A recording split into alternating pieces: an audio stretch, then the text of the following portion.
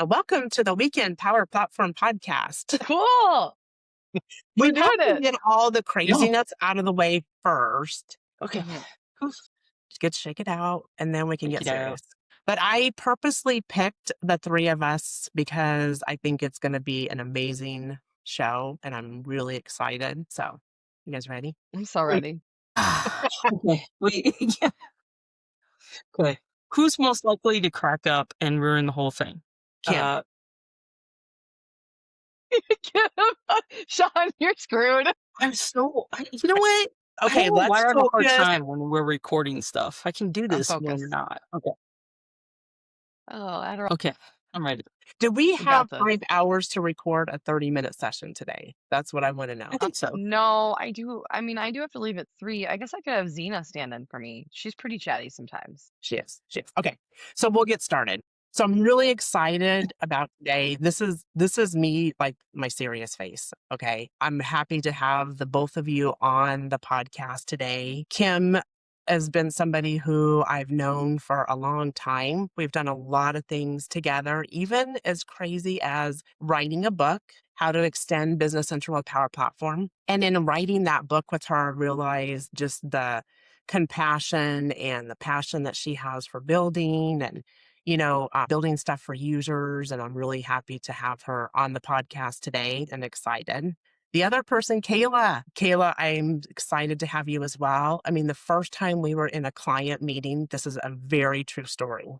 We're talking about solutioning, and Kayla says, we can use virtual tables. And I thought, oh, I have met my soulmate. I'm so excited because just the passion and the bold, like, hey, this is a solution that we can build. Let's think out of the box. Let's do this. So excited to have you on the podcast today as well. So thank you both for joining. So since both of you have kind of shaped the way I build, and I wanted to start with, one of these questions is, when you think about Power Platform or AI, where have you seen it actually drive change, either in your work, personal life, team mindset? Kim, you want to go first? Yeah, sure. Why not? Let's see what comes out of my mouth. Here's the thing. I feel like Power Platform is kind of like this hidden tool or secret tool that I get to use a lot to make Business Central more efficient for customers, right? So, perfect example, I did this a little while ago for somebody. You know how the planning worksheet comes in and everything's selected, and like you have to go in and uncheck every single checkbox. There's not like a clear all. Just being able to do a quick Power Automate that somebody can just go up and run to uncheck everything. It was like, I don't know, it was like one of those crazy moments where you realize like, oh wow, I really can like automate things that I never used to be able to automate before. So I think that's a big thing that I've seen in, over the last couple of years. And then AI, whew, man, it's so crazy, I think, what's possible. And I know the three of us had so many conversations about AI and what our use cases we can use that for. But I think personally, it's kind of crazy the things you can do with it. So I'm not going to lie. I used it the other day in the supermarket because I never can pick out a ripe mango. I am like, and my AI was getting a little like kind of little sarcastic with me. They're like, no, don't pick that one unless you want to eat it in like 5 days, you know? So I was kind of a fun experience. And then I think just in general with customers and with even colleagues and people that I work with, it's really changes the way that you can think about things or help you be more creative in some of the things you do. Like, I don't know, it was one of the days I was just in Word, I was looking in, I had Copilot installed, and I'm like, you know what, I need to do all these work instructions. Let me just see if Copilot will write it for me. And I'm not gonna lie, it got me like 95% of the way there. And I was like, oh man, this is great. Because we all know I hate writing work instructions. Kim, I Kayla, love how you always like take something and think outside the box, use it for personal stuff. And I hope that you ate your mangoes in a good period of time that Copilot says, yes, Kim, you did a great job. I mean, it wasn't wrong. I was like, Yeah. oh, wow, okay, Great. That worked. It's great. I'm gonna tap into the AI bit because obviously, so you can use AI for personal, you can use AI within work, and so from a personal lens, right? I use AI for recipe finding and recipe fine tuning. Like I have a recipe, Copilot, I want to do this. Give me something else. I'll use it to write out my shopping list when I go to the grocery store. Here's the recipes I want, and then it'll ask me, how do you want me to break this out? So organizationally, personally, in my personal life, I absolutely love AI. I think another thing that I do just personally with AI, I think is really fun, and I've gotten my friends to start doing it too. I have really like cinematic type dreams where I mean it might as well be an Indiana Jones movie or something. And then I wake up and I'm like, wow, what does that mean? Like the other day there was, a giant horse and a mountain lion and adventure happening. So I put that into Copilot and I was like, tell me what's happening in my brain. And it gives really interesting ideas about, like what the horse represents, what the cat represents, like and some introspection. So I use it for a lot of personal things, mostly because it's a lot of fun. And then from a work perspective, the creativity bit, Kim, is spot on. I use Copilot to help me author content. So if I'm giving a presentation, this conversation today, I ran through Copilot and said, here's some questions. What are some ways to think about this? What are some key speaking points? So then I've got those in the back of my head. I mean, it almost is writing, my show notes for me before I'm going in so I can just prepare. So content creation, I love using it for crafting emails that make me sound like I am the most well-versed person in the history of the world. And this comes into play, especially when you're replying to something that you want to reply with emotion, but you should really cut the emotion out. You can tell Copilot, give Copilot the full thing, right? You let it out and say, Copilot, fine tune this so this is polished and professional. And Copilot changes the tone, makes it professional, makes it safe to send to a colleague or whomever. So, the productivity is great. And then because we're talking, broader scale, right? Organizationally, how are organizations using AI? Well, Microsoft's now building AI into everything. So whether you're sales, service, finance, security, now you have AI built into your flow of work to really automate your everyday tasks. And what I love with this advent of the creative possibilities, you take people who have developer mindsets and you pair them with people who have like this let's dream big mindset. And now you're creating something that has never been done before with AI. So I know a lot of organizations they don't even know what they want to build, but they're building things just to see if they can because, the frontier of AI is here. The boundaries are unknown. So let's just build because there's nobody telling us, no, we can't do that. So those are my thoughts. I wanted to just, hopefully not my customers and everybody listening, but I love it when they're like, Shawn, can you send one of those really nice emails? Well, I'm going to admit right now, Copilot is nice. So I put it That's in, very nice. but you're right. Like sometimes you want to have just a different tone or something with Hmm. the email. So I love having that. And I have to admit too, Kayla, when you mentioned the other day about just run that dream through Copilot, I was just like, that was kind of a game changer for me. Huh? Okay. Uh-huh. Now I It's want to know what it fascinating. said. I Now love I it. want to know what it said for both of you. So Yeah, yeah. And then I'll just offline, share you have to tell me. one last thing. I was looking at, do I buy a house? Do we build a house? I got to start getting some budget stuff. My brother calls and he goes, hey, because I'm trying to get some ideas of how much. He's like, I just ran this through Chat GPT. It gives you like a whole plan. And it even says like, okay, what city, what permits do you need? All this stuff. And I think this is really amazing. At least it gives you some ideas of like Hmm. what you're in for, right? So I love it. I love it. Okay, because we're talking about I want to move to another topic that there's another side of this that we can't ignore. As people are starting to experiment with AI, what are some security or governance things that we should start keeping an eye on just to stay safe and compliant? And what are your guys' thoughts on this? Kim, you want to go first? Sure. I kind of, this one, especially from a personal perspective, right? If you're using all of the other tools that are out there and playing with those, I think there's been some stories I've read about where people are, plugging in like name, address, and social security number, and I think just being aware that a lot of that is open source and they're using it for training. So making sure you understand the settings that you've agreed to for some of those other tools that are out there. I mean, definitely Copilot especially if it's associated to your work organization. Know that's kind of trusted and validated based on, your security department. But yeah, on all those other ones, just make sure you're aware of what the settings are that you're agreeing to. So I want to tap into both the personal and then kind of from the organizational standpoint. From the personal standpoint, I grew up in the era where Facebook was becoming a thing. We had MySpace, and be careful, don't put too much information about yourself. And now we're in this era of I post every moment of my life online. So I do think we need to take a step back and, as Kim said, understand when you're looking at a different platform, regardless of what you're using from a personal perspective, read through the fine print or at least read through somebody else's description of the fine print of how are they using my data. Because if you're certain companies will use your data for training the model, whatnot, avoid that. Use common sense when you're communicating with AI, right? Don't put in your social security number. Um, that's that's gonna lead to just dangerous things.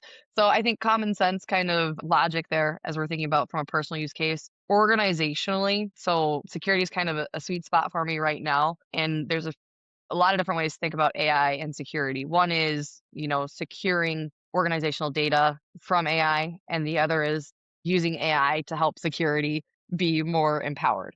So, in that first aspect, right, I'm coming from the Microsoft lens. So, securing your data means understanding what data you have, having, sensitivity labels on documents that you can say, hey, if somebody tries to upload a document with this sensitivity label to Copilot, don't allow or allow but flag.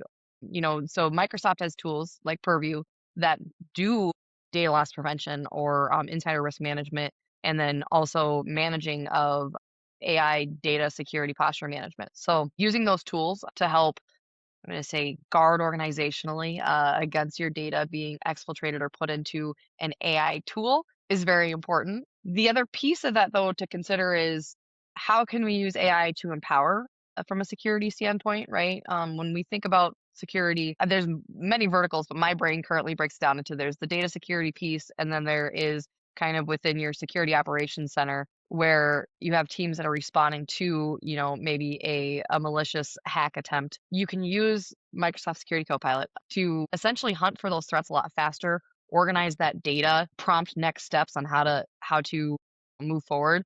So similar to how AI is built into the rest of the platform, when we get into security, now we're speeding up the response time for our security teams. You're giving them broader visibility into a larger set of data in just faster time. So I think it's important to have the right tooling if you're going to have your organization utilizing AI. And I say this, right, utilizing AI and tooling before I even started considering security, I was in a space of people just wanted to adopt Copilot and let's get it in as fast as we possibly can. And I've seen this and read this a couple different places where AI is great and it's incredible. It's going to transform the way we are, but it also exposes where all of our organizational data deficiencies are. So I think that's also something to kind of be aware of, right? You have to do some planning and some logical restructuring of data in a lot of scenarios in order to really capture the value of AI without maybe leaking sensitive information. Yeah, and I think just to add on to that too, sorry, Sean. That's good. No, so like I think we also have to be aware like the emails and like the bad actor emails that we're getting now are way better than they used to be before either.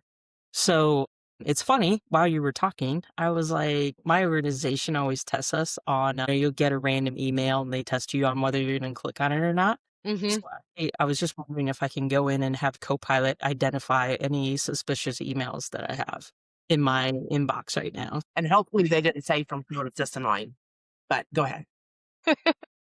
After this call, I'm going to go try that. But I think that's the other piece. Like, it used to be so easy to like pick out, they spelled Microsoft wrong or they spelled, it's a totally different email than who they're saying it's from. Now it's like, it's pretty scary how good they are, some of them. I think you're definitely right there. Okay. So I want to kind of bring this closer to home for both of you now that we've kind of talked about security and different things. Let's talk about some of the tools that actually mean something to you. Is there one tool that you either built or used that carries a personal meaning for you? And can you leave our UPP team with a challenge that they can try this weekend? Wow, you always ask such good questions, and it's not like I didn't have them ahead of time to think this And if through. there's silence, I'll just talk about my cow app, but Are we both speechless right now, Kim? What's Well, happening? I was trying to figure out which one was my favorite because she had to throw in the favorite. Uh-huh. yeah, I mean, I did build a tequila tracker so I could track all the different tequilas that I tried. So yeah, as a power app. So that's one of my favorite tools, obviously. Kayla. I just love Copilot. I don't do as much building anymore as I used to. So I used to love using Power Automate to fix my client problems. Right? Like, hey, I want to be able to automate emails. I want to be able to update statuses automatically. So I used to use Power Automate a ton, and I'm a big advocate of Power Automate. Yeah, I'm I not gonna. am. Oh, go ahead, Kev. I'm so bad. I'm sorry. Go ahead. No, it's good. This is collaboration. Let's roll. I was gonna say simple agent designer, Sean. I've been Yeah. playing with that from Eric Hogard for the last day and a half. I love that tool. That is amazing the stuff you can build with that. Yeah, I agree with you too. Yeah. And then, so I was in the past like 6 to 12 months involved with a lot of contact center opportunities for my customers and Microsoft Contact Center. So we have an IVR solution that is built in Copilot Studio. So I did spend a lot of time playing around with the tree logic of, like how do I advance if I want to press buttons, or can I just speak naturally to the IVR? You can change the language, change the voice, add in knowledge behind it. So I have played around a lot with that, and I would like to say that's really cool. Most of my stuff was for demonstration purposes, but it amazes me because you go from that, I call my bank and I listen to this whole menu every single time, but I never remember what option I have to get, but I have to listen to them like list off 9 things before they get to the one that I want, versus, okay, now I'm showing this and I can just barge in and just say, I want to do XYZ. And then the system knows, okay, this is the skill. Now I have to route it to somebody who knows the skill. So that was really cool and really fun to play around with. Yeah, I like it. I like it. So let's kind of talk about, let's give the listeners some another ideas of some challenges because I love learning, I love the collaboration, and I'm really working on. I want to build a community where we can come together, have all these great ideas, and build it. Right. So some of the things I was thinking about is really building back to the automation, building one tiny Power Automate, a flow that maybe, I mean, I do it sometimes now with all my emails. I have it go through and summarize all my emails. Every morning I get a Teams message that says, this is information, this is what you should focus on, this is needs follow-up, because you're kind of drowning in email. So that's one good thing. But then even just like creating a Power App with a button that logs some quick habits, or in Copilot Studio, being able to create a bot that answers some repetitive questions like, is my mango ripe? Am I watermelon for the summertime? Some of those kind of things. But do you have any, recommendations or something that would be a cool, 20-minute automation that could really help the users save some time? I'll raise my hand. And this one I think is just kind of fun. And maybe I don't know how long this might take, but within Power Platform, you can now basically use Copilot in Power Platform to tell it to build an application. I would challenge you to use regular Copilot and ask it for a business scenario that could be powered by a Power App. Get that scenario, or come up with it yourself. Right? You can see how Copilot dependent I am now. Come up with that scenario and then plug it into the Power Apps Copilot and see what kind of app it generates. Stand and go through the app and determine, here's where I might want to add something different. Here's where I need to add an automation, or just assess the application itself. Like, how fully baked is it? Is it 70%? Is it 80%? Is it 90? Is it 30? Maybe retry your prompt for building that application a couple different ways, adding more details after you see what it first gives you, and compare your results. I like this because I come from the world of, like, it's biz apps. I want to build applications that solve business challenges. And it used to be back in the day, I have to go through, do all that analysis myself, and then, write out all the requirements for a developer to go do. And you're still kind of writing that out, but you don't have to write it as fully fledged because Copilot has so much knowledge that's already built into it. So I think that's a really cool use case to go try. Kim, were I you going to like say that. something, or are you still thinking? No, I think I have one. So one of the ones that's kind of been bouncing around my brain, and probably because I've been doing a lot of data conversions, is writing a Copilot agent that can just pick like customers, right? And teach it to go out and look at the customer records in Business Central or wherever, and just have it validate like that 5 fields are filled in, right? Like name, address, all the address fields, phone number, because I really think that's like a really good case for Copilot as like kind of a data auditing agent. Hmm. Yeah, that's mine. Like, and then when we end up doing that, maybe we can show that on a next podcast or another podcast of how we do that, right? It would be kind of fun to build on it. So another like just choose something that actually matters in your day to day life, like not a demo, not a tutorial, but some real friction points. I always forget to send this report, or I'm wasting time writing emails. Well, we have Copilot now to help us with the emails, right? Hmm. And just think about, some of our tasks, our day-to-day tasks that we're doing that's just taking so much time that we can automate that and then spend our time doing something more valuable and something that we really enjoy doing. So, I challenge everybody to think about these kind of things and go out and build something. And then lastly, I would want to encourage everybody to share what you build with our WPP community and, just be in a community to help each other. What you build, what it matters, what surprised you after what you thought about it going into it, and then what you came out with. And just have fun building. And what I want to say is build small, learn big, and share a spark. So that's my idea here. I love that. Yeah, I like that a lot. Well, thank you guys for joining. I really appreciate it. This was a lot of fun. I hope we can do this again soon. Yes. Podcast number one. So happy to be part Podcast of number this. one. And Yeah. I'm excited about some other sessions that we can do.